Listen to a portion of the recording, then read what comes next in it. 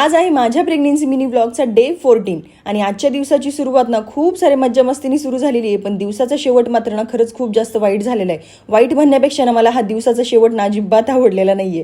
तुम्हाला सांगते मी दिवसाचा शेवट कसा झालाय, पण त्याआधी माझं रुटीन शेअर करते. आज सकाळी उठल्यानंतर ना योगा करायला बसले आणि माऊला आज सुट्टी असल्यामुळे ना ती पण माझ्यासोबत आज योगा करत होती आणि तिचा योगा बघता बघता ना मी माझा योगा स्किप केला आणि तिचंच बघत बसले. असो आज ना माऊला सुट्टी असल्यामुळे तिची आज नाश्त्यामध्ये फरमाईश होती की तिला असं मस्त असं आहे ना ज्यूस प्यायचा होता. मग तिच्यासाठी ना ॲपल ज्यूस बनवला आणि तिने ना खूप आवडीने पिला सुद्धा. याची जर रेसिपी हवी असेल तर मला कमेंट करून नक्की सांगा.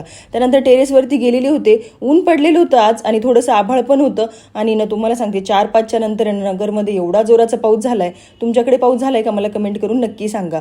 आज ना ही आलेले होते लवकर घरी, सो ना आज माझ्यासाठी हे डाळिंब सोलून देत होते आणि बघा तुम्ही सोलता सोलताना स्वतःच खायचं काम चालू होतं. असो आता मी सांगते तुम्हाला माझ्या दिवसाचा शेवट कसा झालेला आहे. मला ना ब्लड टेस्ट करायचे होते.